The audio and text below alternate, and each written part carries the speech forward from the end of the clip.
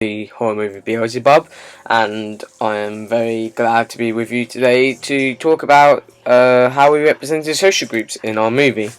So, it was a mixture of influences really, and it was developed over time between me and my co-partners Jasper Stewart and Shivani Bajrin.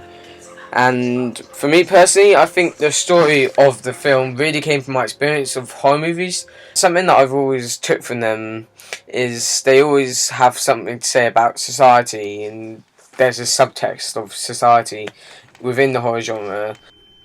Definitely wanted to use our movie to have representation of some kind of social issue. So as you'll be seeing now, we are looking at the opening clip of Ellie Murray. So in particular in our movie, with Satanic Ritual being performed here, which subtly hints at mental illness, and this is through the use of unusual camera shots and editing choices, such as the overlaid shots you'll be seeing now of the hands, just to suggest kind of delusional hallucination sense here for the audience. Editing, this gives the audience that something's not quite right, something's off, but they don't quite know what it is, and it creates a sense of mystery and heightens the atmosphere and the tension, and it is something we wanted to hint at, whether there's something mentally wrong or whether it's something supernatural. And through this question we kind of explored these issues of mental illness, and it's left unsaid whether it's something truly supernatural or whether this character someone needs help with a mental state. So for the mental illness side, I think we're very suggestive in the way we framed our shots. For example, this shot here you can see is the shot where it faces between Ellie and a monster. It's a very, very suggestive shot, and it's something that we spent a lot of time thinking about when filming this.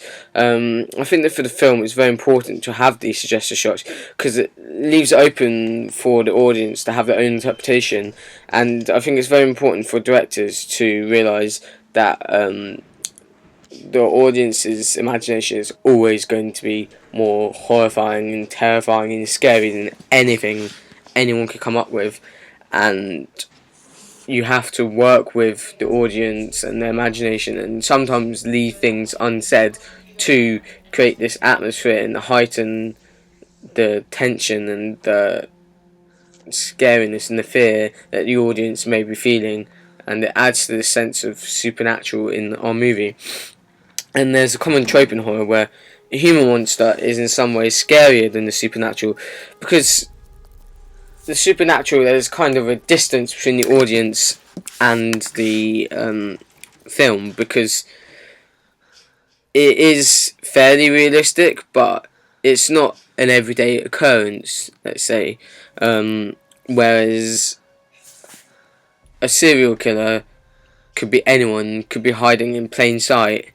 You know, it adds to this level of paranoia and fear, and because it could happen to anyone, and it adds to this sense of realism that this is something that could happen, and it makes it feel almost like this is a depiction of real events, and it really leads to the viewer being unsettled.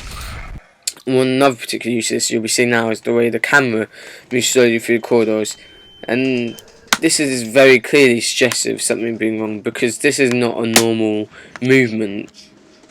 This is something that's unusual, and you don't know whether it's the POV of the killer or whether it's just this shot going through the corridors, and the slowness of it adds to this weirdness and almost dreamlike quality to it.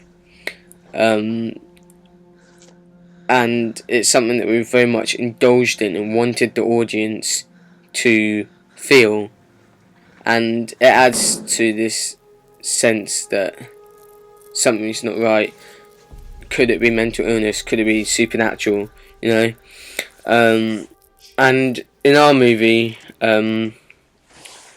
we've tried to make this monster, this killer, feel human by exploring these issues of mental illness through all this stuff with Ellie, and then also the slow pace of editing, and then the contrast with the end, with the fast pace, makes the audience feel unsettled in the beginning. They don't quite know what's going on, and they're put into the deep end really, and normal life is not slow, so it kind of puts the audience on the back foot. They're not quite sure what's happening, and it creates this tension within the audience, hopefully, that builds up this feeling of anxiousness and fear, which eventually will lead to the end, where we dramatically increase the fast pace, which then leads to moments of fear, and they feel as if they may be being chased themselves, and it makes the experience as a whole more intense. And to go back to the clip at the beginning with Ellie, with this idea of mental illness and exploring these social issues of mental illness, the use of Ellie being faded into the image of the killer and almost imposed upon the image of the killer is suggestive of her being the killer, whether for supernatural or mental reasons, and it's something we definitely want to explore, because there are so many serial killers in prison who have schizophrenia or are psychopathic. They don't feel emotion, they have these mental issues, and later on there's these POV shots of the killer, and some of these voyeuristic shots, which are very, very typical of a stalker, and stalkers are quite often associated with these mental issues. There's almost a sense in the movie perpetuated by the killer being in the school and these shots, of the corridor shots, that the killer feels ownership of the school and that somehow these people wronged him by breaking in, and that this is a form of retribution. And in a twisted sense, you can understand the logic behind that, and there are examples in the world of people that have killed for revenge and that have had mental issues, and there's definitely adds a sense of realism and exploring these issues. And if we had more time, we would have definitely developed a more sympathetic backstory for the character that Ellie plays, dealing with these mental issues, perhaps involving a psychiatrist character similar to Dr. Loomis in the Halloween movies. And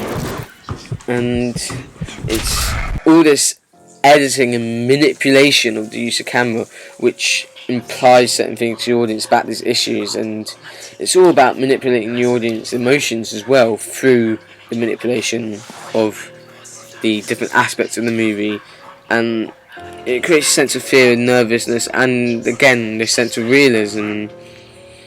Again, if we'd had more time, we would have definitely explored this further. Like, does she need help? Is something clearly wrong with her? And I think mental illness is something that's very, very taboo. It's only just now being talked about openly in society, and I think it's very important that we do talk about these issues. It's definitely something we wanted to include in our movie. The use of red lighting for the killer also was very much how the killer sees the world, and continue this idea of the twisted logic, and put yourself, the audience, in the killer's shoes. And red's typically associated with blood, danger, violence, anger, all these negative images, and of course the shot was there to kind of freak you out. Oh my god, he's looking at this girl, he's going to kill her, oh no, but it's also to see from his perspective or her perspective. And I think in mental health, certainly we need to understand how they see the world to overcome these issues. It's not going to change anything just by keeping them away. We need to understand them and try to understand the way they think. And the second issue we also want to explore is the issue of youth crime and troubled teens, and I guess it's perhaps can be seen as a stereotype in horror movies. Teens up to no good, maybe in America a lot of movies use for example Friday the 13th, I think, uses teens going to place to have sex and end up getting killed, it's saying things about morality, but for us, we wanted it to be reflective of wider society.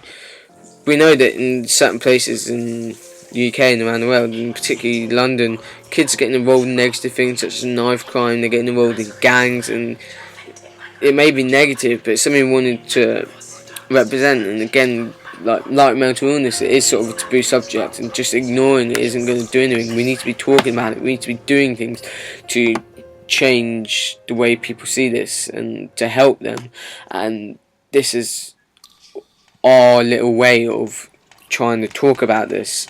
And these kids are dressed up in tracksuits and hoodies, which are stereotypical teen characters, and I guess it could be seen as a derogatory stereotype, but it's all about this idea of realism, and you're never going to see a teen breaking into school or wherever in a suit and tie, We wanted to explore these issues, and if we're going to explore them, we're going to explore them properly. And I guess again with the killer kind of getting this idea of killer getting retribution for them breaking in is kind of like the idea that maybe they're getting a form of karma for their actions, and it's definitely something that's been explored in horror movies before. It will continue to be explored, and it's something we wanted to continue exploring in our movie. And it's definitely trying to follow some of the genre conventions that horror movies have always used.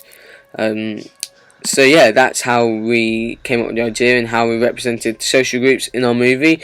I hope you enjoyed this extra and learned a bit from it, about how we wanted to explore these issues about society, and I hope you enjoyed the movie.